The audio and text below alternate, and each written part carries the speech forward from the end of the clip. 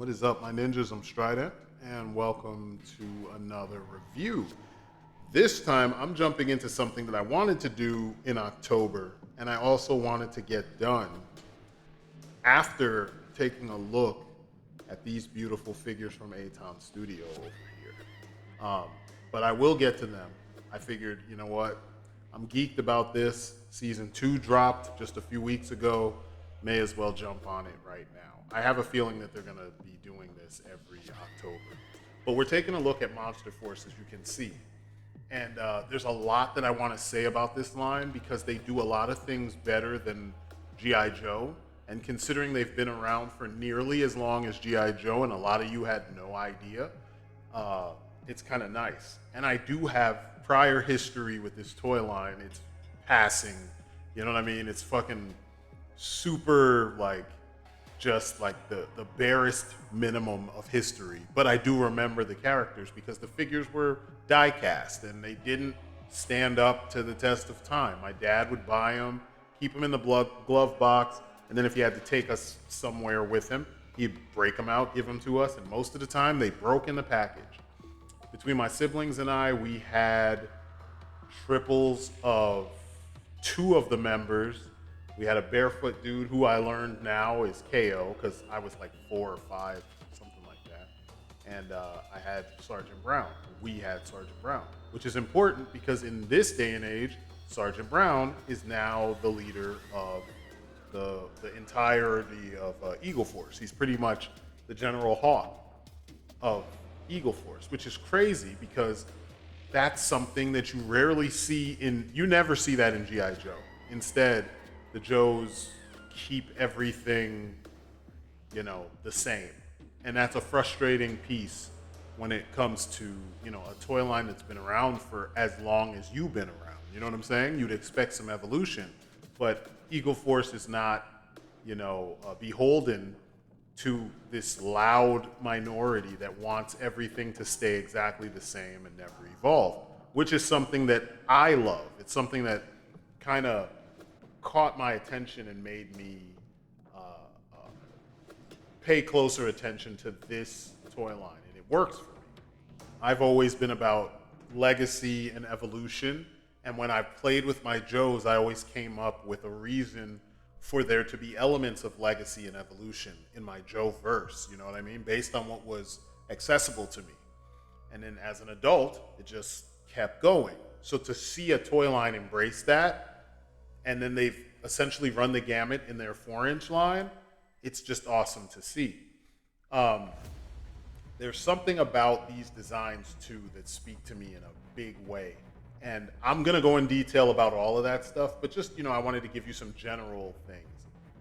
For instance, look at the variety. You know what I mean? On the bad guy side, you have one aesthetic. On the good guy side, you have another. And then even the good guys themselves, the werewolf stands out. Like, these are all things you don't normally get in various toy lines, You usually get one shtick, it's military, and then they throw in a ninja, a samurai, a robot, or something. They don't really go too far with your archetypes. Monster Force is going all out with the archetypes, so it works. And a lot of these characters were fully explored when Fresh Monkey Fiction got a hold of this toy line. And they went over all these characters in 4-inch, well, a bunch of the characters in the 4-inch line, as well as they revisited all the OG characters and a whole bunch of new characters that are still parodies of others. And they parodied a lot of 80s stuff. It's a really cool line if you, can get them. Expensive though. But when you look at the Forgotten King, that's an aesthetic that's not the norm. An Egyptian villain in a military thing, you know what I mean? A military line. And then like the shadows, the Crimson Shadow-esque designs working for the fucking Forgotten King. Like, that's crazy. It's like it's paying homage to everything we like from back in the day, and they're just doing it in a way that it kind of runs the gamut. So anyway, this is gonna be a pretty long review. It's gonna be a deep dive. I'm gonna give you some history on the characters, like what their story is. I'm gonna go over the designs of the characters, my feelings on the characters, And by the end of this, we'll have gone through all of season one. I'll even go through some of the convention exclusives that I don't have, but at some point I probably will get, because I will be going to some of these cons coming up here in the future. But yeah, if you don't have something to eat or drink, you probably should do it now, because I'm gonna be like, I'm gonna gush over all these guys. I mean, just look at them. Look at Delta Red. Look how badass they are. You know what I mean? Look at Dracula. Straight up Castlevania, man. Like, it's just dope. And for me, the variety is what gets me. And even though they reuse parts a lot, they've done it in a good way to give you some variety amongst the ranks. But anyway, knuckle up, get something to eat, drink, get yourself comfortable, and let's take a look at Monster Force Season 1.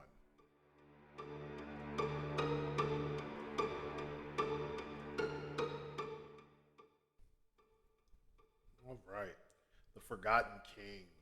What I like here about this guy is that you rarely ever see Egyptian pharaohs in a presented in a light that's as mysterious and then evil like this guy.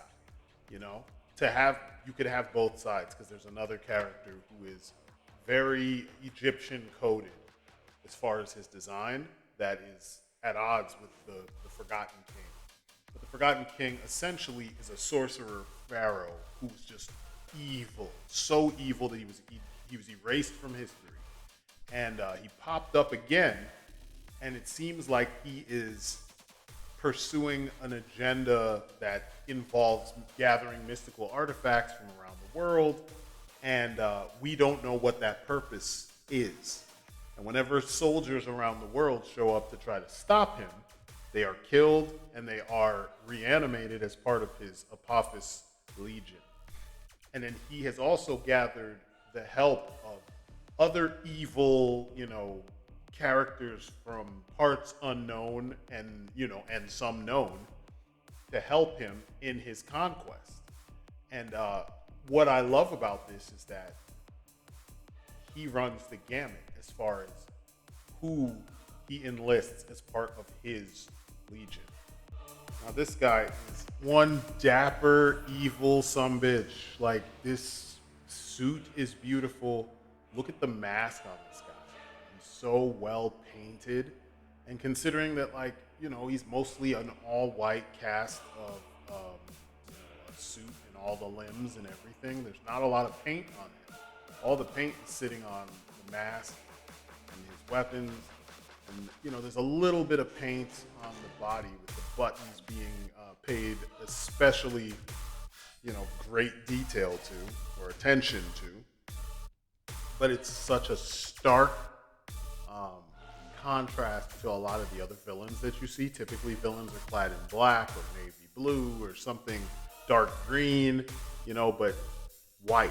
He stands out as his own thing. He's not 100% military. He's not 100% in the realm of sword and sandals. He's like some kind of in between, you know what I mean, stylistically. And I dig this, because what I want is, I want variation when it comes to characters, diversity when it comes to the types of villains and the type of genres that these characters represent. One thing I don't like about the G.I. Joe fandom is that they're so firmly stuck in the Cold War that we just don't get other things. We're not allowed to get other things, And when you're looking at figures like this, with all these beautiful details and the dapper suit and the amazing looking mask and everything, he stands out. If you don't want to play along with the Monster Force story, which I don't know why you wouldn't, if you want him to be something else, he's so unique looking that you could fit him in as something else, It's not every day that you see this from a quote unquote new IP. The sheer amount of attention to detail on this guy is just, it's beautiful. And the fact that he is sublimely simple, that's another beautiful thing that you don't see every day when it comes to the designs of these kinds of characters in lines that are G.I. Joe adjacent. They usually go overboard. Now let's talk about his accessories. Now, a lot of people complain about the price point of these figures being, I want to say, closer to $39.99, and they're saying like you don't get enough. You don't get enough bang for your buck. But if you look at what I'm showing you here, you get a shit ton of bang for your buck. I even am leaving out. There's something I'm leaving out, and I will get back to that. Just look at it. Effects pieces, the stand, his weapon, his staff, and two different attachment pieces for it, as well as all those hands. And there's another set. But what's dope is these translucent hands. They're made of a very nice plastic that's pretty tough and can stand up to you, popping them in and popping them out. But they really show off his power really well. And that blue against the white really looks, powerful.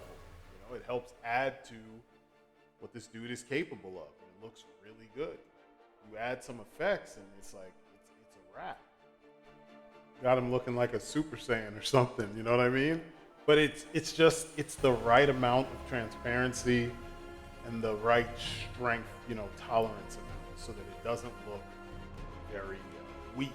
You know what I'm saying? It actually looks nice. If you have lights, you can play with the lights on top of the figure and, kind of get him to look like he's doing some serious business. And also, if you have Doctor Strange effect pieces, you know that this is in line with what usually you see in Marvel Legends for characters that have power effects.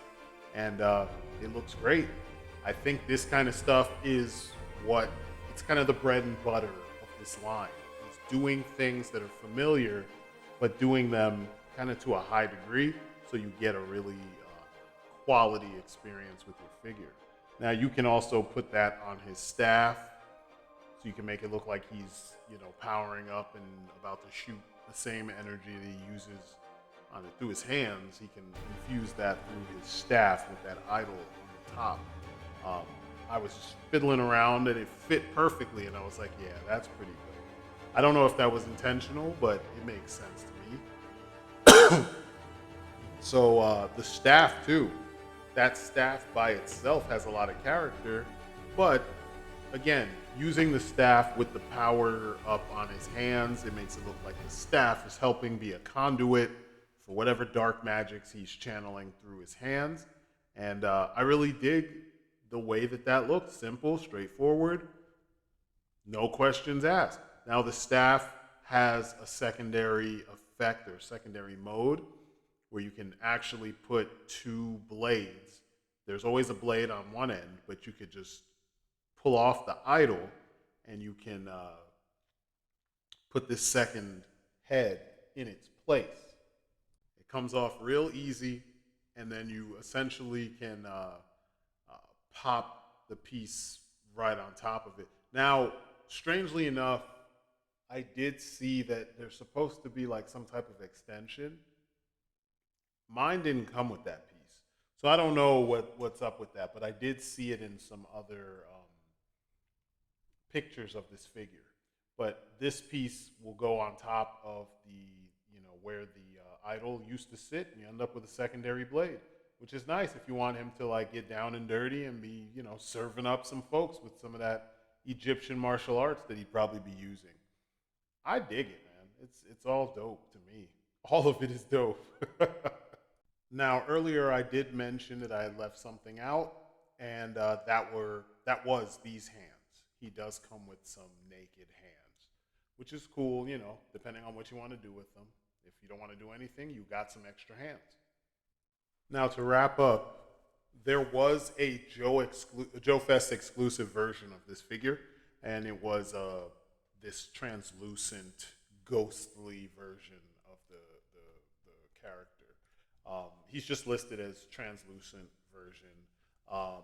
They did another character as well at Joe Fest, and I'll get to him in a second. But he is, it's pretty cool if you like that sort of thing. I don't know if he glows in the dark. I think he's just translucent, but it's pretty damn cool. He looks cool. It looks very simple, very straightforward as far as like he's overwhelming with the power, the magic power that he uses, the dark magic that he uses.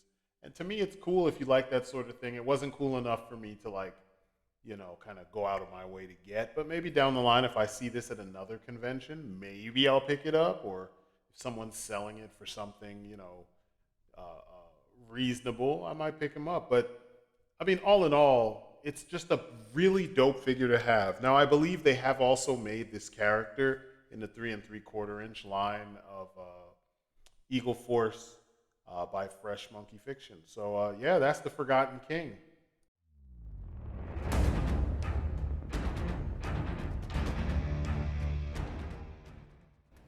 The infamous Count Dracula.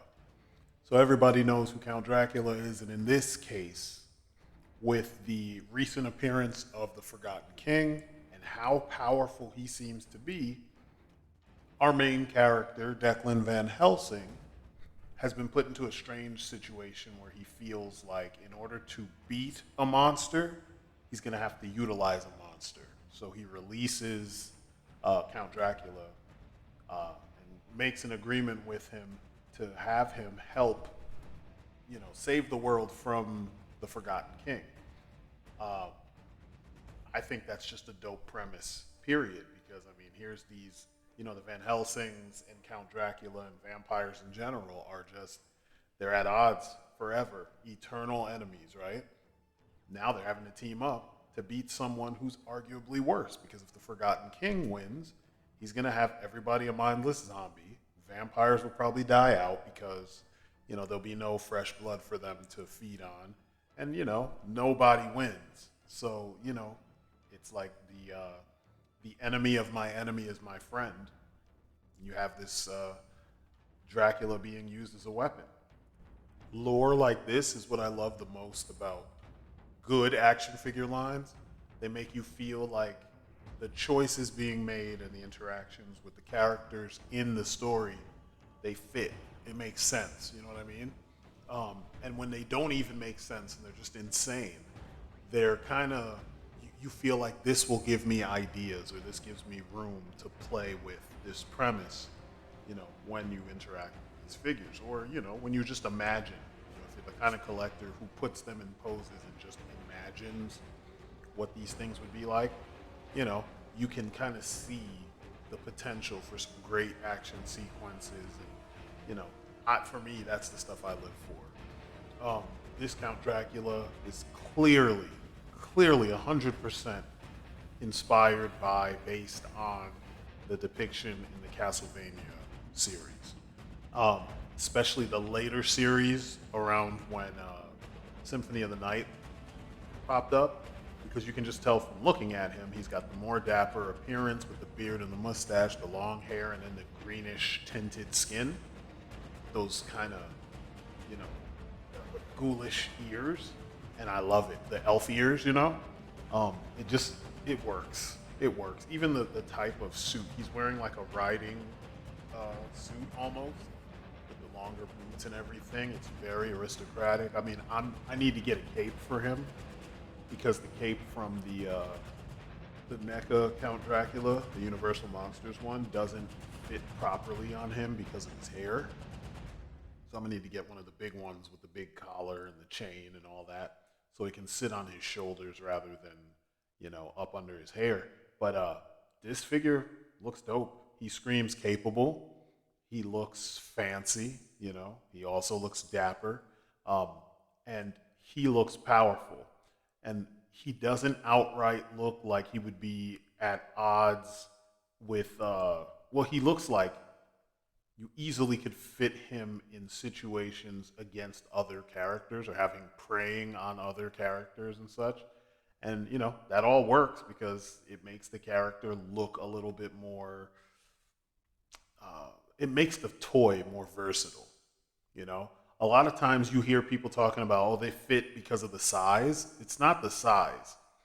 He still has the same regal kind of feeling to him, the same aristocratic feel to him that the Universal style Dracula has, but he looks like he would fit in an action-oriented story. Here's some views of him from multiple angles, so you get to see the whole look. And I'm impressed. It's a very nice sculpt. There's some subtle details here, and there's some really strong details here. When you look at his face, I love these eyes, the just blood red pupils with the black, rest of the eye. It's fucking phenomenal. And yes, there is reuse here, but there's a very clever reuse. They did a good job tweaking some of the elements between him and the Forgotten King that allow them to stand apart from each other, but they still have that kind of badass, regal, kind of boss attitude between the two. So yeah, they did some beautiful work here. All right, let's talk about his accessories. He doesn't really come with that much in terms of accessories because, I mean, Dracula's pretty straightforward. You just need claws and sometimes a weapon of some sort. Like you have the sword here, and you're good to go. I mean, an effect piece would have been cool, like some type of like blood effect or a like a mist effect would be cool, or maybe bats, like a swarm of bats, clustered together. But we don't have that. Instead, we got what we got, and it's good stuff. The stand is really nice. It's simple. Something I didn't mention back when I was talking about the Forbidden King is that the Monster Force stand can be stood upright like a gravestone. So instead of showing the individual character's name, it will show the collection's name, which I think is a nice touch. He has his extra head. You saw the extra hands. It's not too much to go into about the extra hands. This is kind of like the extra head is kind of like one that has the fangs bared. I shouldn't say kinda so much. I hate that. I would have preferred for his mouth, and if it was me doing this, he would have had an open mouth, like just before he bites someone, so that when you do poses where he's about to bite someone, he can, you could do it easier. But this brings me to my first set of problems, issues, and nitpicks.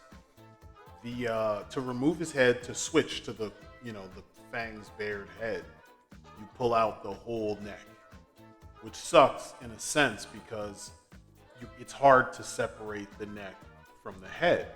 For some reason, the connection between the ball joint and socket at the base of his neck is less, it's slack in comparison to the ball joint at the top of the neck and going into his head, which is extremely tight. So you might have to heat it up and soften everything and then reshape it as you see fit, or just do the floor polish or the clear nail polish trick, or buy the joint thickening liquid to put on the joints so that you can make that neck peg thicker. And then you won't have any problems once you get it on there. You won't have any problems pulling it off in order to swap the heads. It is kind of a bummer because, it was difficult for me. Not super difficult because, as you can see, I was able to show you and I was easily able to just pop the two, apart. But, kind of sucks. But anyway, the alternate head is dope because the vampires in this world have that green tint, and you'll see it with some of the Delta Red guys. And it's cool that they established this visual iconography so that you know that when someone is going to turn into a vampire, if you decide to make customs, you can match the green and paint their skin that color so that you can have a vampire version and a probably a regular version of the character, and it won't, it'll stand out. You know what I'm saying? It won't be generic where they just have pale skin. They did a little bit more to make it really obvious, But anyway, he does have a pair of shooting gun hands, which I thought was weird, the Dracula who bucks him down. But the sword, beautiful, well detailed. I mean, look at the detail on the handle. Even though it's one coat of of gold paint, there is a little bit of variation, and it looks legit. It looks fancy. It looks like something Dracula would, totally use, which is fitting because, on top of looking good in many situations, there's a certain somebody that I have always wanted to have him fight. And, if I'm going to make him fight that guy, I want him to look cool just like that guy. And as you can see, he looks plenty cool. He's just as posable. You can kind of do some things to make him look dynamic, and it works. So having him alongside an even more expensive figure, and for those of you who don't have the more expensive figure, he still will work because some of the same details are there. Granted, I don't see any reason why anybody would buy the Marvel Legends version. It's shit. It's shit.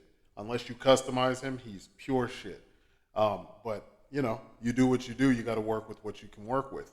But yeah, Dracula is legit. They did a very good job capturing the essence of a very famous, old monster who is front and center as kind of a hero in this situation.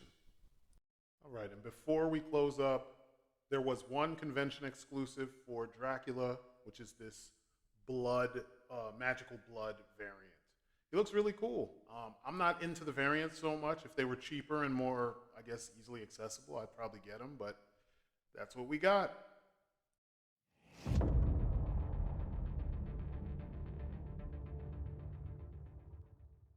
Declan Van Helsing. So, Declan is the hero of this whole saga. Essentially, he is the guy who, based on his family lineage and exploits and such, has been tasked with dealing with the Forgotten King and everything that he's bringing to bear. Through him, he's going to help bring together, a fighting force to deal with all the threats posed by the Forgotten King and his associates. The cool thing about this figure is how simple he is. It's just a dude, clearly militarily trained. You can tell he used to be in the military, and they do say that he was a ranger. Rangers lead the way. And it's kind of cool that they, to hit the best of both worlds, they gave us a guy with military training to allow him to fit the aesthetic that people have kind of come to be used to when it comes to 1/12 scale action figures that are, aimed towards adult collectors. And I mean, it works. All right, now let's talk about the sculpt and paint on this guy, because there's a lot. And even though he's deceptively simple, he's got this kind of heroic adventurer kind of vibe to him in the vein of characters like Nathan Drake. And then he's got the military aspect down with all the gear that, it puts him alongside your characters more like Flint or Muskrat. You know what I mean? Like, he's got that kind of rough and tumble kind of vibe about him, but at the same time, he looks mature and grown, which is something I really dig too. If you pay attention as we get up on his on the head sculpt, there's details to let you know he's been around for a while. Now, I love this. The fact that he uses a crossbow gun or a jackbow crossbow, whatever, and he's got bolts, backup bolts that you could see fit in the gun. It's amazing. But back to the head sculpt. He's got a grizzled, it's almost generic in some ways, kind of a grizzled action hero look with the 5 o'clock shadow or stubble, the scar over his eye, but he does fight vampires and other monsters, so it kind of makes sense. Also, Van Helsing in the movie had a cut over his eye, which is kind of cool. Actually, in several movie depictions, he's had something, even though this is not Abraham Van Helsing or Gabriel, it could be something the Van Helsing family tends to have. But look at the gray. He looks like he's in his 40s probably, late 30s, early 40s, maybe even his mid 40s. I'd say with that gray, mid 40s, which means he's been doing this for a while. He's seen a lot of shit, And that's kind of what you want to have for a hero in this crazy ass world that they've built up. All the enemies are from so many different places. It's like, what the fuck? And then like the tattoos. That's a nice little piece that they added. I know the painter, Chris Scott, Um, he has a ton of tattoos. So I think that was a cool piece that he put on there to make him feel more of the time. You know what I mean? More like this guy hangs out at like, I don't know, like he listens to very specific music and hangs out at specific places, almost like the Expendables. Um, you can fill it in the way you want to, but it looks like there's more character there than just a guy with military training and the Uncharted kind of vibe. But they're pretty decently detailed. I mean, they went the simplistic route by making them the greenish color instead of just black, which I like because once the ink mixed with people's skin, it usually changes color. Even on brown skin, it changes a little bit, and it's more on the green side and less on the black side. But it looks great. I mean, character. Who can say no to character? Now let's get into the accessories. Declan has a decent amount of accessories, which I like. It's one of those things that helps add value to your package. You know what I mean? And it allows you to put your character in a lot of different situations without having to buy add-on pieces to do so. So you have your stand. You guys know it stands upright, and it also can be laid down so that you can put the character on top like a traditional stand. I love it. It looks nice. I love the font they chose. It's like the marquee font from like the 1930s and 40s. I love it. He comes with a plethora of hands, including the pair that's on the figure, both gloved and, without the gloves, which is nice because, what happens when he's in a ready room talking to General Brown? He may not have on his gloves. What happens if you put him in a situation where he's not wearing all his gear? You can take the gloves off. Now he has his guns. He has what looks like some kind of AR with a underslung stake. Either it's a stake as a bayonet, or maybe it can fire off. It doesn't look like it fires off. It looks like a bayonet. I love it. And then you also have these uh, muzzle flash accessories, which I love. They work for both the rifle and I'll show you later his pistols. Here is the bolt gun, crossbow, gas-powered crossbow, whatever you want to call it. I don't think it's gas-powered, but clearly it is a bolt gun. Fires bolts or stakes. It looks great. It looks great. There's nothing else I can say about it. It's primed, and that's the way it was sculpted. Gridiron Studios has done an amazing job with all of the weapons. Props to them. I always found their weapons too expensive by themselves, but to see them presented in this kind of way, I think this is a brilliant direction to go in to kind of give them permanent business as long as, well, it's permanent as long as the line is selling.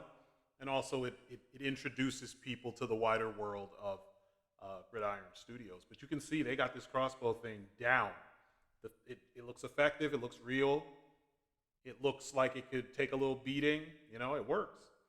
And then, I added the little band for, to sling it over the shoulder or whatever.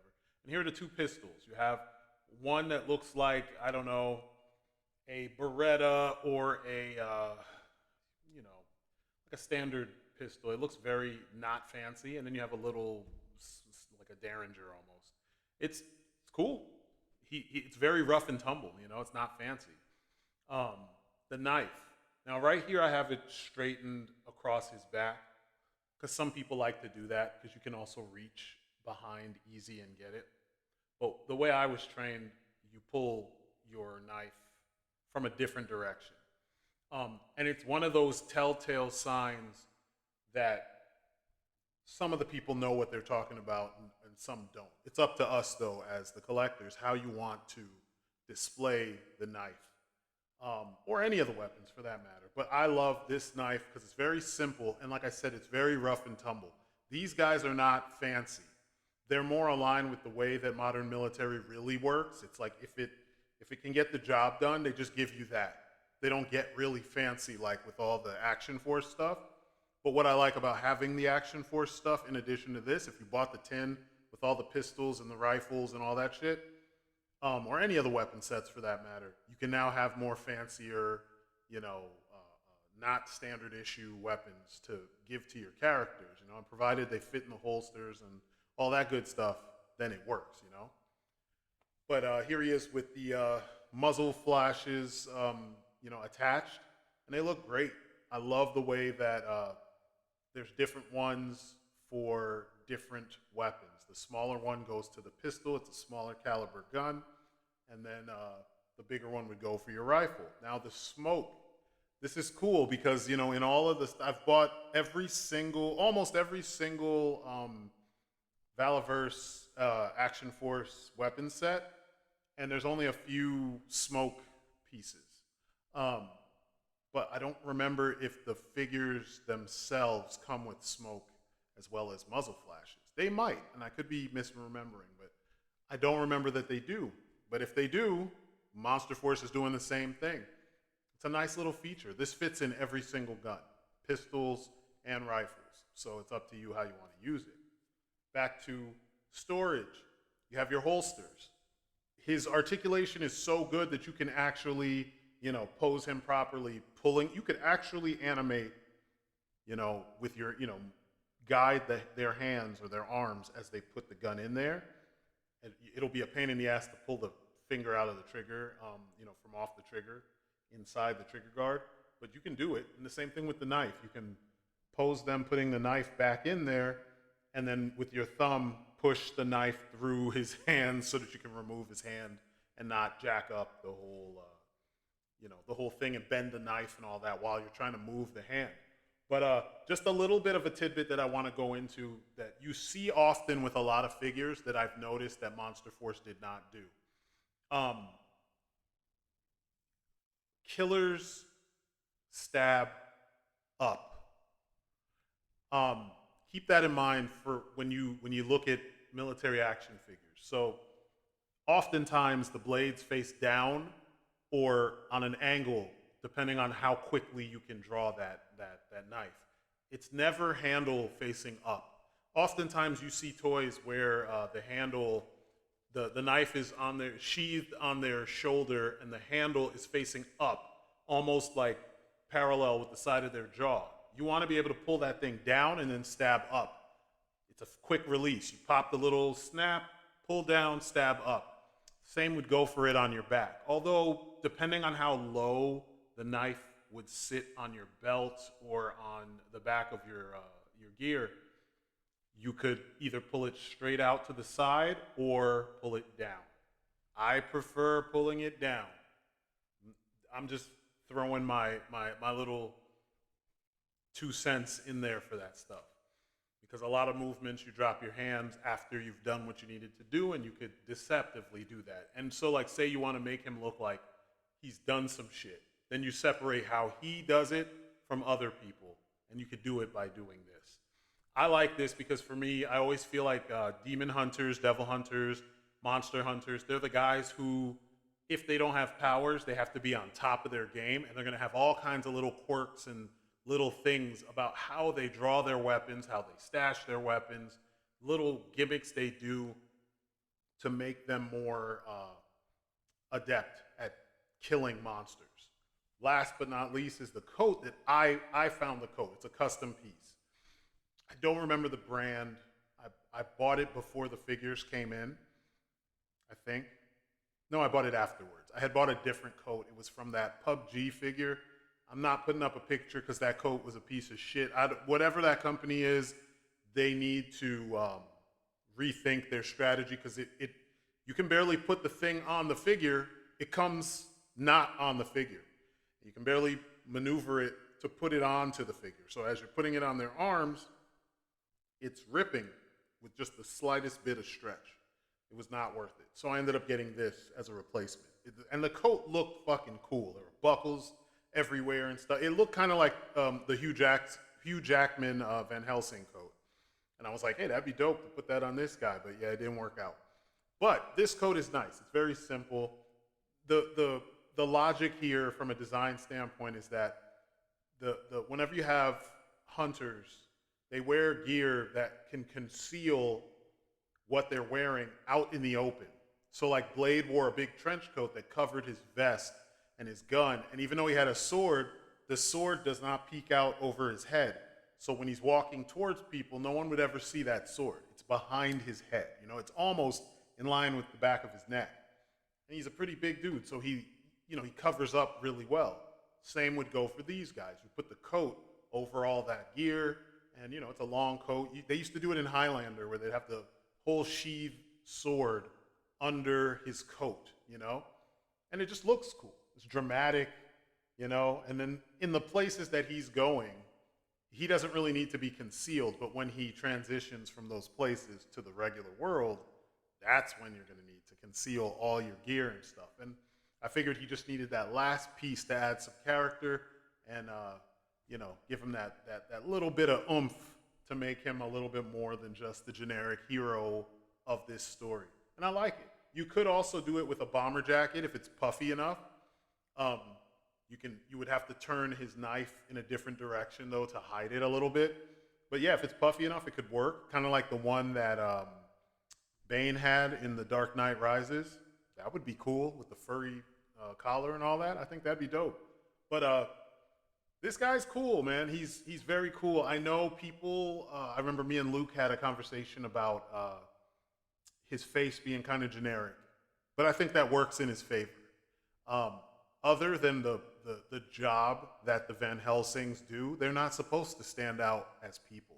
Abraham looked like an old, half-dead man, and yet he's over there fighting Dracula and shit. You know what I mean? So like that kind of semi-nondescriptness that they have kind of works to their favor, and I like that. It's clearly what would separate him from when you put him next to a G.I. Joe or something, because he has a more, it's not civilian, it's a rough and tumble look, but it's more almost NPC. Then you see what he does, and it's like, oh shit, this is that guy. You know what I mean? This is a Van Helsing. I'm seeing him dispatch, vampires with quickness. You know what I mean? Like, I already gave him a history with Blade, because in Night Stalkers, Blade worked alongside Frank Drake. What was his name? Quincy Harkness, I think it was. So he's kind of, in the middle of that. And I think there was like Rachel Van Helsing was in there as well. So there you go. All right, so convention exclusives. Declan seems to have had more convention exclusives than anybody else, with 2. At least 2 that I remember. And when I tried to look up to see if there were anything else, I couldn't find information as to which conventions they were released at. I imagine one was like Legion's Con or Joe Fest for the second time. I could be wrong, but these were convention exclusives. And I think you may be able to still, at some point, pick these up at Big Bad Toy Store, or at least they were offered there. Nightshade unit is clearly set up to be Declan in his Nightshade unit gear. So he has a gold mask instead of the standard Delta Red Nocturnal Operations mask. It's the same style, but the colors are different. And as far as the figure goes, he comes with this, clearly that's Declan, with the war paint on his face, which is pretty dope. I like it. I don't like it enough to go get it yet, and I probably missed out on it. Even though I do like this character, it's clearly just another, Delta Red body with a different head, and I have some Delta Red bodies that I could use to achieve that. And then the second one is the Phantom Corps, which is his old unit when he was in on the Rangers. What I would do here, you see there's 3 different heads. I would substitute his head, and I'd get one that's him, and then I'd get one for each of the other 2 heads, and then a third, so that we could have 4 in total. One of Declan, one with the mask on, one of Lieutenant Raven, and I would get like an extra one and take one of my extra heads from Marvel Legends or something else to make another member of his team. So if you ever wanted to play out the drama, some of the drama that led to Van Helsing joining Operation Monster Force, like them maybe taking on the Apophis Legion or something, or taking on something released by the Forgotten King, or maybe even a bunch of vampires prior to, releasing Dracula once working with Operation Monster Force. You could do that if you wanted. I dig it. I'm not about buying the same figure over and over and over and over and over, especially at $50 a pop. I know some of you out there don't care. Money is no object. You feel like this is a worthwhile investment, so to speak. It's not really an investment. You get fun out of it, and I get it. So if you can do it, you do it. For me, I'm actually in the process of making my own figures and, starting my own company. I don't want to spend all the money I got, the extra money I got, on just the same figures over and over when I could spread it out and get the full breadth of this collection. But yeah, that wraps it up for the variants or the con exclusives. All in all, Declan Van Helsing is a pretty cool figure. There's a lot of room for you to make him, your own hero in your version of this universe. I was all in from the moment I saw this design because it's so simple, but it fits. You know what I mean? It fits perfectly. The kind of stuff I want to do. He feels to me like a Scott Adkins type. So if you've ever seen any of Scott Adkins' movies like Ninja or Ninja Shadow of a Tear, you know how he fights. That's what I would imagine this guy would fight like. And, just add some tactical acumen in there, and then you've got yourself a paramilitary, monster hunting hero. And, to go up against the Forgotten King, you kind of need something like this. So I think he's just made of win, and I love him.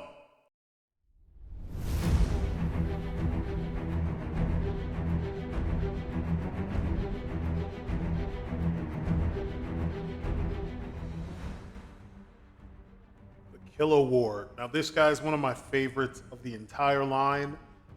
Many of you might notice him as veteran William from Maestro Union. Maestro Union and Fury Toys used to be connected, and then they split.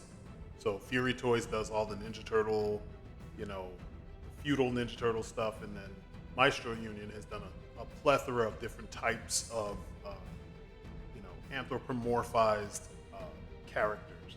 This one, apparently, Fresh Monkey Fiction was able to buy this design, this figure, and then work him into the universe, which I think is a pretty slick idea.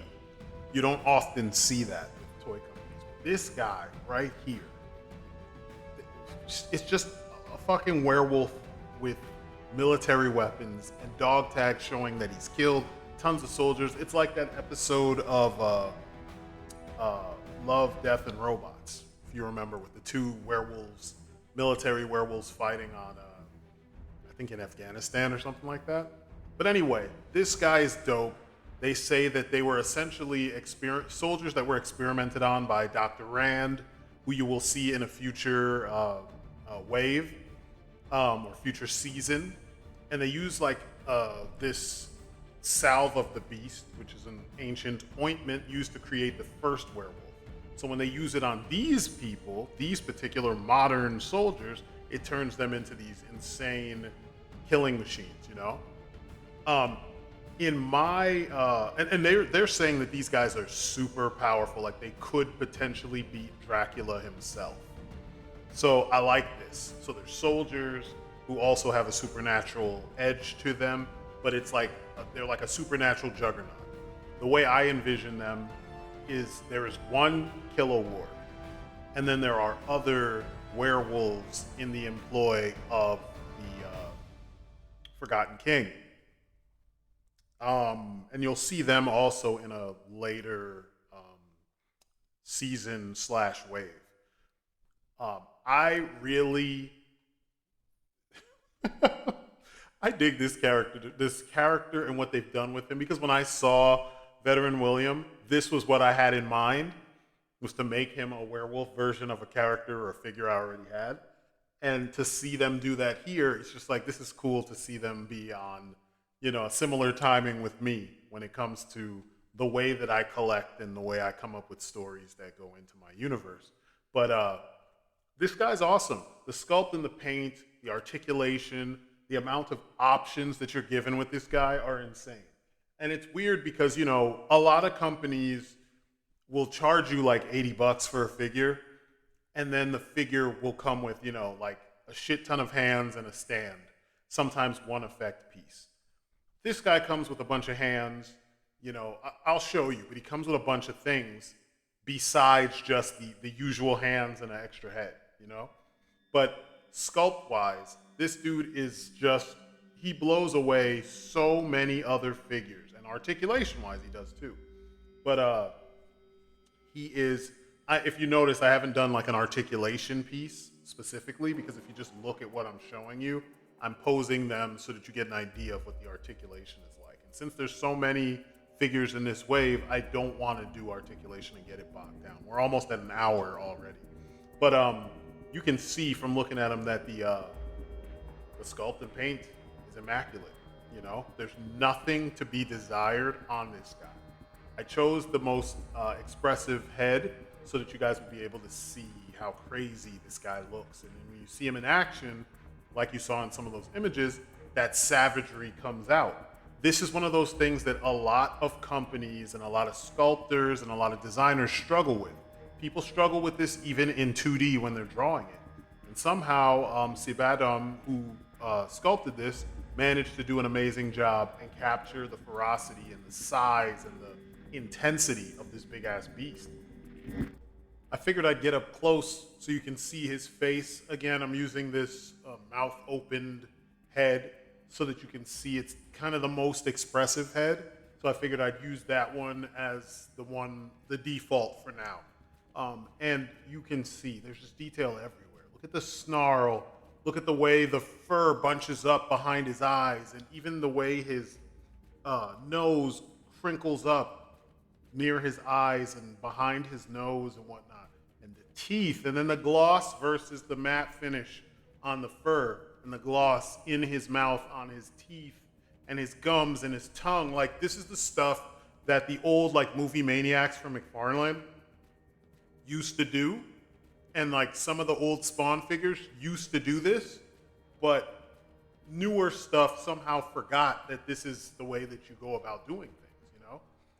This is what puts the Chinese stuff above a lot of the US stuff. And what I like about Monster Force is its painter, Chris Scott, is doing a good job of taking those elements and putting them into this toy line. Now, accessory-wise, I told you he comes with a ton of stuff. This is the ton of stuff. He doesn't only have a bunch of hands. He doesn't only have a couple heads and then an accessory, like a gun or a stand or strangely enough, he doesn't come with a stand. But he comes with a lot of stuff. The only thing I added to this package is the shotgun, the double-barreled shotgun you see at the very bottom, because he came with shotgun shells in his belt, but didn't have the shotgun, because if you remember, there was a version of Veteran William that came with a shotgun and an axe and a chainsaw and stuff like that, and that all doesn't apply to this one. But, I mean, what can I say? You get almost 2 figures. So that $80 is worth it, and when you see what you can do, I mean, I think it's worth it. And you know me, I'm all about getting value for your money. Now, I figured I'd start with the head sculpts because I was talking a lot about the quality of the head sculpt previously. Here are the other 2 head sculpts, and it's just more of the same. I mean, look at that snarl with the stogie sticking out of his mouth. All of the details that you saw in the previous head are carried over. It's just his eyes are a little different, and his mouth and nose are a little different. Well, a lot different. This is what you want when you get a premium figure. 3 heads, consistent paint, consistent sculpting, but completely different expressions that all carry the personality of this character. This is what I'm always there for. And for years I have bitched and complained and pointed out to you guys objectively, this is not what we get from most companies. We damn sure don't get this from Marvel Legends, even though you have stands that try to tell you otherwise. This speaks for itself. How many Marvel Legends figures now are going for, it'd be a set that costs 60 or 70 bucks, and none of them are sculpted this well. None of them. Not one. And I dare somebody to try to prove me wrong, so to speak, because you can't do it. I love this face because this looks like he's a grizzled veteran. And it also shows that unlike most werewolves, most of the time werewolves are shown to be savage and just crazy and just zero intelligence other than like a hunter type of mentality. This looks like he's actually not a complete moron. He's not a savage. He's not just a savage. The fact that he could stop and be able to smoke that thing while still giving into those hunter-like instincts, it says a lot. I love it. I love it. And this one is the more savage look. So if you did want to just make the werewolf, if you want to use the base werewolf, which is what I showed you in the beginning when I showed you the sculpt and paint, you could. And this would be the perfect head. This and the head I used as the default with his mouth open. It'd be perfect, It would be perfect. But what I like about this is that it almost looks like he could be struggling. Like it's a determined face, but at the same time, usually when you're gritting your teeth, you're putting your all into whatever it is you're doing. So him going up against Van Helsing, or the Delta Reds, it could be a big fight for him because, there's some things about them that put them above regular infantry. Here are the alternate hands. They're all beautifully sculpted and beautifully painted, and they're pretty massive hands. And I love the fact that, like, even the pegs, which is something you'll see all across this figure, the pegs are extremely thick, and they're not too long as to, kind of stave off bending if you, try to push the thing into the peg hole and you miss a little bit, or you get it part of the way through, and then you move it. You are not going to bend and break these pegs. You're going to have to actually try. And I've told you before, there's a ton of hammer-handed motherfuckers out there that'll say, oh, it just broke. You tried hard to break it, meaning that you're handling the figure terribly wrong. The last of his accessories is this set of dog tags to show that he has killed either a lot of Delta Reds or a lot of soldiers in general. I would like to believe it's other soldiers, which tells you he's a merc with military training as well. I mean, the look of the character kind of gives you that impression. These are the other parts that essentially transform his look so you can give him more personality, which leads you to believe that he's not a mindless beast. He transforms and like parts of the costume rip, but it almost looks like he's dressed so that when he transforms, his clothes don't go anywhere and he can continue to do what he's doing. I mean, he's got a belt, freaking shotgun shells on it, because he plans to use that even while he's in his wolf mode. That's fucking badass.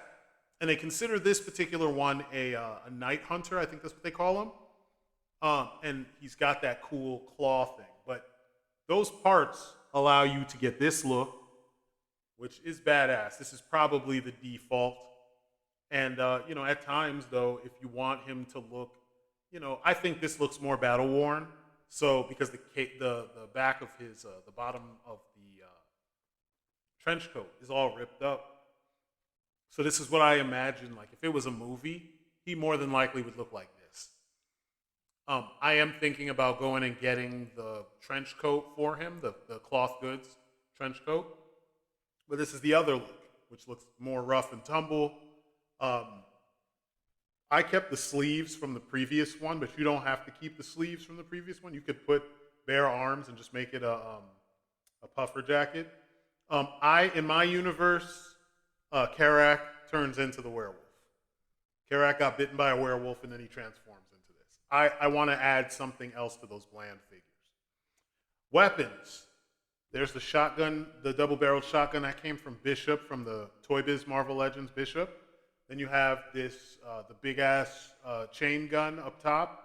And then you have his Night Hunter claw, which I like. It's very Predator-esque. Um, it's weird to me in a sense, but it is the kind of overkill that would fit in this line. You think about a giant 7-foot werewolf with claws. Why does he need that? But he's a soldier, which means he's thinking about ways to decimate his enemies. These are the extra shells I was mentioning that go in his belt. He already has 4 in the belt itself, and now you have extra ones just in case, something else was to happen. But as amazing as all of this is, I do have some issues that I want to, point out. They're not huge issues, but they're big enough. And, I have to do it. It's kind of, it would be disingenuous of me to not say anything about these things. So, his left shoulder, you do a lot of swapping. So you have to make sure the joints and the sockets are primed to allow for a lot of back and forth. For whatever reason, that left shoulder socket, it doesn't work as well as it should. Like I put the arm, I push the thing in. Like the other side, when I pop it in, it pops. It makes a sound. So I know this side doesn't. Then I'll be moving him around, and then the arm comes out of the socket. It's as if this socket is shallower than the other one. So you don't get the full feed into that socket like you should, which is annoying. Now, I think we can easily fix that if we do the whole, either clear nail polish, or if you have the Gundam joint thickening pen, you can use that. It's not the end of the world, but it exists. And then there's the chain gun. I have an issue with the chain gun, and I can't quite put my finger on what it is. It feels like it's bent. It feels kind of chintzy. I don't know how to describe it. I mean, it's heavier plastic than like NECA stuff, so you could drop it a few times and it's not going to break on you. But something about the way the plastic is so malleable throws me off and makes me feel like they didn't, they used the wrong materials for this. I could be wrong, but I have other chain guns to kind of help prove my point. Because, you see the handle is kind of bent, and I've seen that before, but you typically don't see it like that. Usually that is straight. So here's the Valaverse chain gun, and you can see it's freaking straight. It's also made of more PVC-ish kind of plastic. You click it and it makes noise. And it moves properly. It's got everything looks like what I would expect. Granted, it doesn't have this one has the drum instead of having the chain, the belt-fed ammunition just hanging off, which, I don't mind because I'll take either way. It's just the mechanics of the thing this feels sturdier, whereas the other one feels like I'm gonna bend every time I put that handle in the Killer Warg's hands. It bends it, and I don't want to bend it so much that it eventually starts to warp and break. That's one of my least favorite things about, collecting action figures and trying to make sure everything's good. But all things considered, forget those things or ignore those things. This is a fucking masterful figure. He looks amazing. The amount of situations that I can think of in my head of what I could do with this guy, I like to think of Monster Force like it's a movie because these characters feel very cinematic, and he just fits the bill to kind of top off some of your bad guys. So, if you see him, he is definitely worth it. I don't know if he's easily accessible right now, but I would go through the extra work to get him.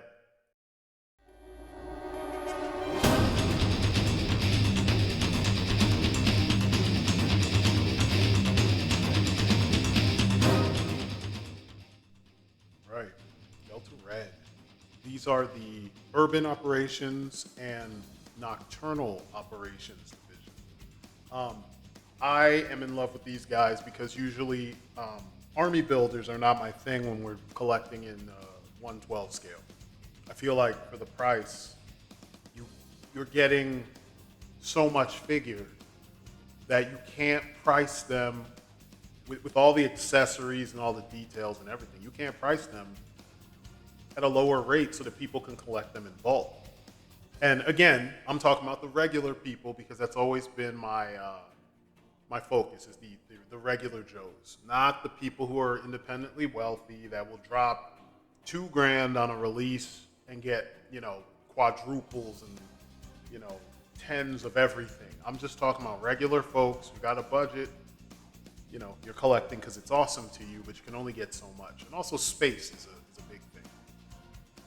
I love this design. What you'll notice though in the pictures that I've taken, because these are promo pics. This is a promo pic. The others are all pictures I've taken. I divided them up. You have your heavies, which are what I do with the nocturnal operations team. No, the red guys, the guys with the red mask, or red on their masks. They're actually the urban operations guys. And then the nocturnal operations guys in blue are my standard guys. So they kind of keep the standard SCAR, ACR, whatever you want to call it. And, they're kind of more the standard troop grunt that you would see, but they are also vampires, which is pretty cool. Essentially, these guys sign up to join Delta Red. They take a special serum derived from Dracula's blood, and it turns them into a kind of a lesser vampire. So this gives them extra strength and speed and, supernatural awareness. So that way they can better deal with the forces of the undead and the Forgotten King. When it comes to accessories, these guys come with a lot. Most of it I already have on the figure. So what you'll see laying on the ground in front of them will be the weapons and parts that I have not used. Overall, it's really nice to have troops. I mean, these are very much in the vein of what you see with the classifieds, except from a design standpoint, they're all using more standard real-world military gear with the exception of the helmet. The helmet has attachments, and then there is one helmet specifically for each of them that is very futuristic. That's their own thing. I almost feel like if they're going to wear that helmet, then their suits should be a little bit more futuristic. Kind of like in Blade 2, when Nisa and Assad attacked Blade in his base, and he had that fight with the squash and stretch kick towards the end of it in front of the lights. They should have suits with that level of, kind of cool stylistic detail. But as you can see, they have shoulder pads, elbow pads, knee pads. I think the knee pads are actually part of the sculpt. Shoulder, elbow, they have their vests, they have multiple frontal attachments for the vest, and you can decide if you want them to have mag pouches or if you want them to have a couple pouches and some shells. I prefer the shells for some of them because they will be using shotties, because what else would you be using in close quarters battle? I imagine these guys to be really good fighters, so that battle plate that comes down and goes up to reveal their vampire, infected face.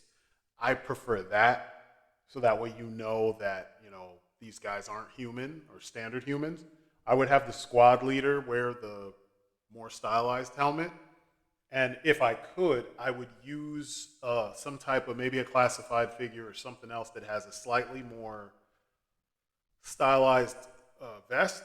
And, that would help differentiate him from the rest of the team and would make him look more like the leader, But as it stands, because they will always be accompanying one of the main characters, especially Declan, I figure having a couple heavies and a couple standard guys is perfect, especially if you want to have a fire team, and that's my favorite thing to do when collecting in 112 scale. These are the guns, the knife, and the effects. Now, as you can see, everything is very standard. They're very tame with what kind of weapons these guys come with. They're not coming with like fancy, top of the line, futuristic looking guns like the XMR or anything like that. I think it's called an XMR or XM8. or the Maxim 8s. Is it a Maxim 8 or a Maxim 9? I want to say it's a 9, Maxim 9. I don't know. I always forget these gun weapons because I've been out of this for so long that it's just like, meh. But you know what I'm talking about. The guns that the Valverse guys come with, the good guys, is the Maxim 9, I want to say, with the internal silencer. But anyway, here are the effect parts. You can see like everything is very standard, so I imagine these guys being really rough and tumble. Again, akin to the way that Scott Adkins is portrayed in a lot of his movies. Here is the Delta Red Urban Operations unit. And again, same weapons, slightly different deco. One extra, I want to say there's one extra effect piece. And then also there's an extra plate for the face, the head, or what do they call them, portraits, for the portraits of each of these characters. So that way you can really differentiate them. You know, if you want them to be a grunt, you give them the standard black, all black faceplate. You want them to be a heavy, you give them the one with the skull paint on top. You want them to be squad leader, you want them to be super stealthy, then you give them the more futuristic looking battle mask. And I mean, I love it because these are very simple things and they give your figures a lot of personality. And also, if you're one of those people who can afford to, splurge when it comes to your army builders, there you go. You got options, And not to mention, they did create a pack. There's a head pack and there's a weapons pack. I'm trying to remember if there's you can use the heads on anybody, but I think the head pack was created for the Blackwatch agents from season 2. But you could use that head on this. And then there's a weapons pack that you also could use with these guys that has more heavy weapons, a shield, things like that. And it comes with another vampire head. So you could always use those to supplement, to add variety, I guess, to your ranks. I like them. I actually did get one of the weapon sets. I got it with my Wave 2. When I do Wave 2, I'll go over the weapon set and the Blackwatch agent multiple head set, so that way you can see, how those things work and how they compare. But, again, everything is exactly the same between the two. Physically, it's just the deco that's different. And I want to say that there's one more effect piece between the two of them on the urban side. Again, everything works. My take is to give them a slightly different loadout. Like that would be the standard, in the base, in their APC or whatever, these would be the weapons that would be there. But like if you're going to make a couple characters out of some of these guys, you start swapping out weapons, As long as it fits in the holster, you can switch the weapon. Keep the smallest gun the same, switch out the knife, switch out the pistol, give them a different type of rifle, and you're good to go. Again, if you do collect a lot of these things, you will have extra weapons that you could use to kind of give your guys more of a visual identity from their weapons. Because, kind of like what they said in, like what Denzel said in Training Day, the weapon that you use defines you. So with your characters, this is something you have to take into consideration when you kit them out. You want them to look badass, you want them to be ready. You can tell people a lot from the type of weapons that they use. And then, when you have them in your setups, that gives away what everything is. But I wanted to do this in a slightly quicker fashion than the other guys because there's not as much to these guys versus the face characters. And, this is the way it's supposed to be.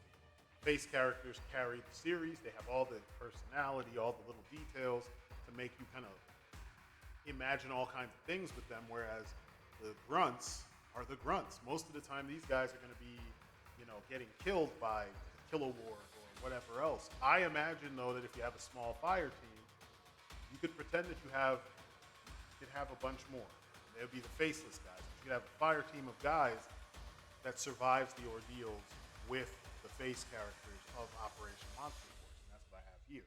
I have extra heads that I've put on some of them, and it's a nice way of giving you a little bit more, imagination and personality to the characters.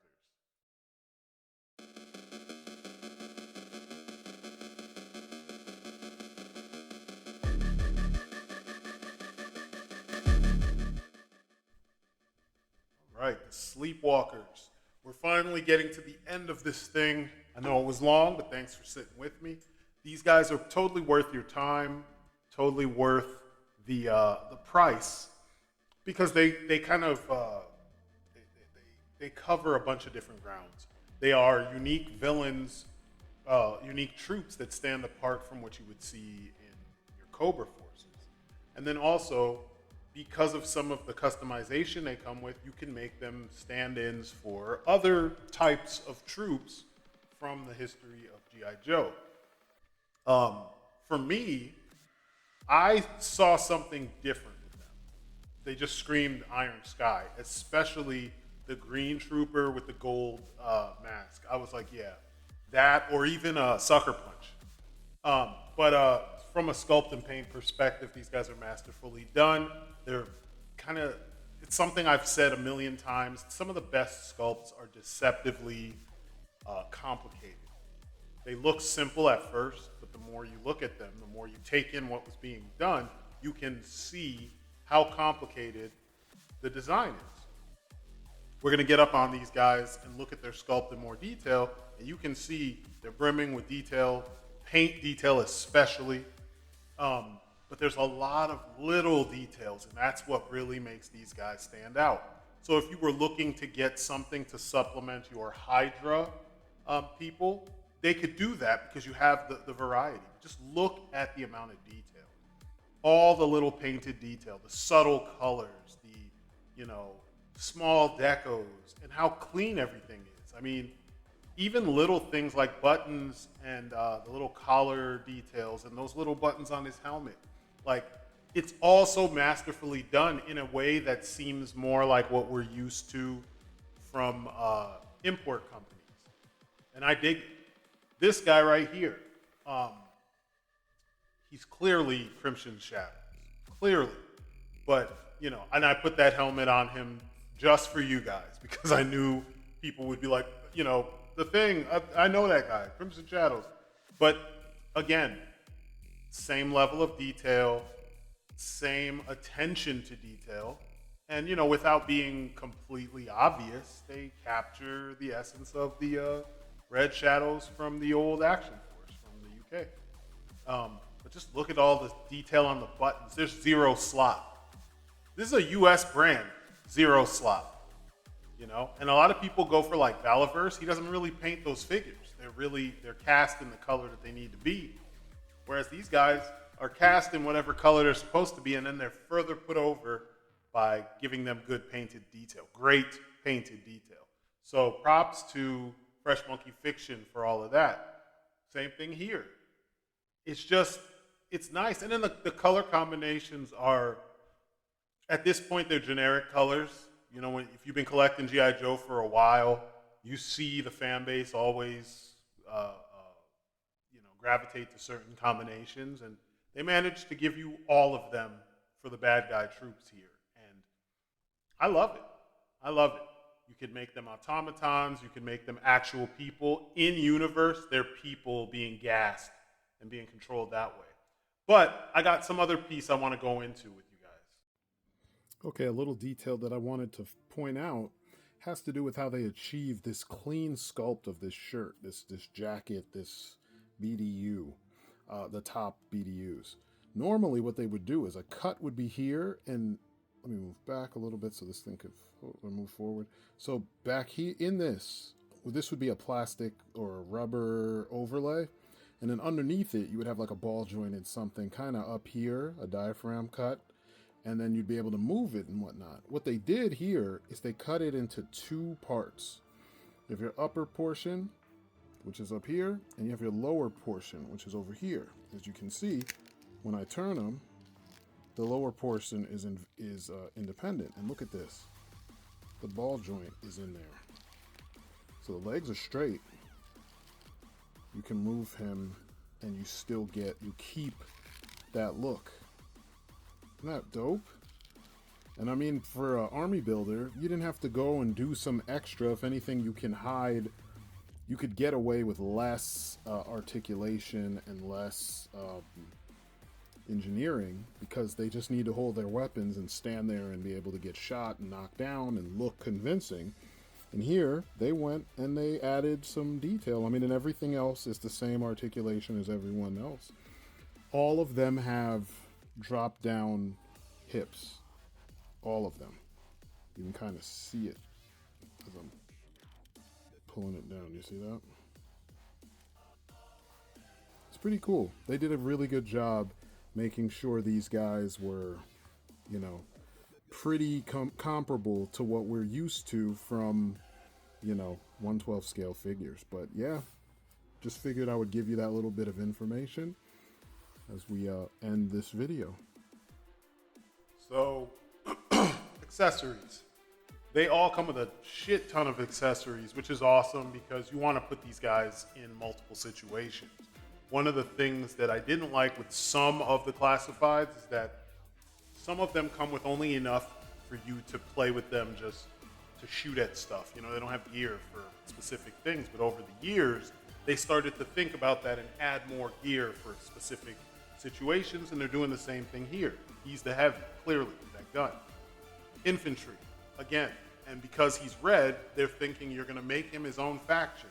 So he's pretty much set up exactly the same as the black version.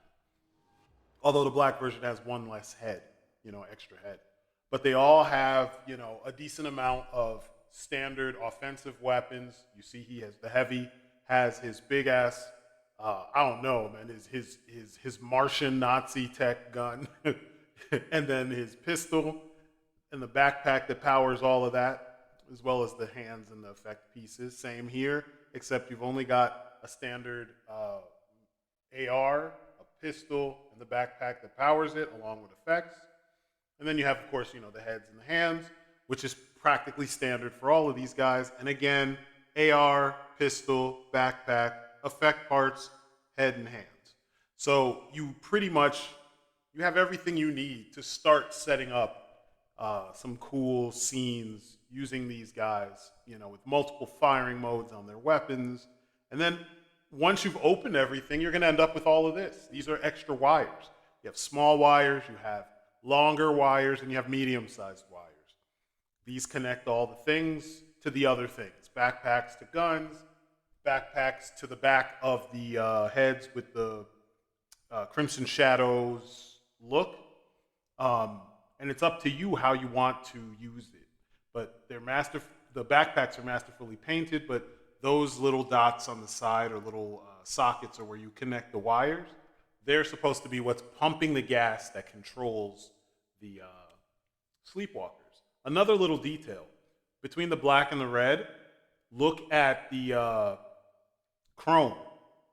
Two different approaches to the same material. One is like brushed nickel, and one is like straight up dirty chrome.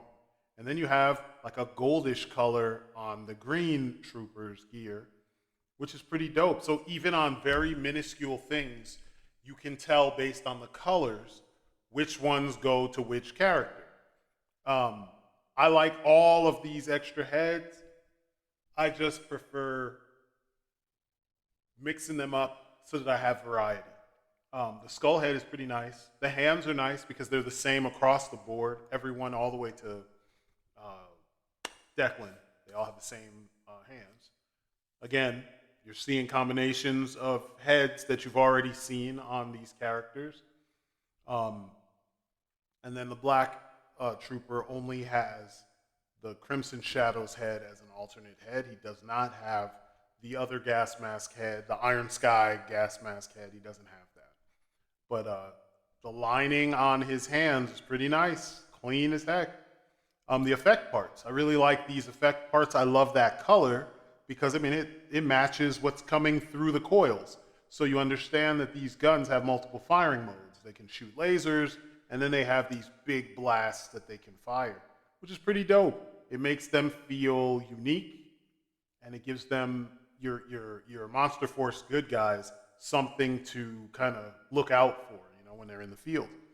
But yeah, they are not slouching at all with what we've been given in the package here with these guys. Again, the paint jobs on these are so stellar, it's ridiculous. And considering that this is, again, a domestic line. I mean, obviously it's manufactured in China, but it's a domestic line. Connection parts. This piece here is one of many connection ports that you will have to use those wires that I showed you to connect them to the various parts of each of these figures and their weapons. I love it. I love it. You can kit it out how you want. But that brings us to the end, man. All that makes these guys look extremely capable and dangerous. And I love that because you need dangerous troops. You need unique, dangerous troops for each of your lines to separate them from all of the stuff that's currently out there. We can't just have Hasbro being the only guys making formidable troops. We also can't just have Valiverse making troops that we want to get. We need troops that have a different aesthetic, and Fresh Monkey Fiction delivered in spades with these guys. So I would recommend getting these if you get the opportunity. And now it is time for the bottom line, my favorite part. As you've seen from this long-ass video, this is a line with a lot of value, a lot of quality, and a lot of originality. Yes, they are building on the legend of the Universal monsters, and then, you know, making Nazi-esque villains be the villains. But, I mean, come on, look at what you've got. It scratches multiple itches. You like paramilitary stuff? You got it. If you like the, you know, like the kind of Hydra-esque, you know, Nazis that are all super scientific, using all kinds of dark magic and shit like that, you got it. If you like werewolves, you got it. If you like vampires, you got it. It's like so many different things are all wrapped up into this. If you just want a one-off character that you can slot into a pre-existing 6-inch line that you have, or when I say slot in, I just mean when you play, or if you pose them and you make a diorama, you use that guy, you have options, you know? I honestly feel like these guys are unique enough that they deserve their own shelf. That's the bottom line when it comes to this line. This is the line that I have become the most impressed by over time. I have season 2. I've already unpackaged it. I've got them. I've been playing with them actually for a while now, and I'm getting ready to create a new shelf so that I can just start filling it with Monster Force shit. Because I feel like amongst all the new IPs that have popped up, a lot of new Chinese IPs have popped up. We're seeing this kind of a renaissance where we're getting a lot of variety and we're getting a lot of bang for our buck. It doesn't feel like they're retreading things only in terms of like genre. Are they retreading anything? We're starting to see characters from mythologies that we don't normally see. We're seeing weaponry that's designed in a way that we don't normally see it. Gridiron Studios, got to give them props for all the weaponry you see here. Well, on mine, I have a lot of custom weaponry from other companies as well, but Gridiron specifically designs the weapons for monsters. These guys are amazing. I would recommend getting them, and it's as simple as that. You get the opportunity, get on Big Bad Toy Store. They are an exclusive line to Big Bad Toy Store, although you can find them on the secondary. People are charging outrageous prices as usual, so, you know, approach at your own risk. But I think these guys are made of win, pure win in every respect. Get them. This is A+, this is S-class stuff. I was gonna say A+, we'll say A+, because it's super imaginative, it's super original in its approach, and there's room for improvement, and as you go through these seasons, you will see the improvement in certain areas. So that's my story, and I'm sticking to it. Thank you for listening. Thank you for watching this long-ass video. Check me out on Instagram. I am The Strident on there as well. Check me out on ArtStation. I am Strident on there as well. And that's it for me. You guys have been great. Peace outside.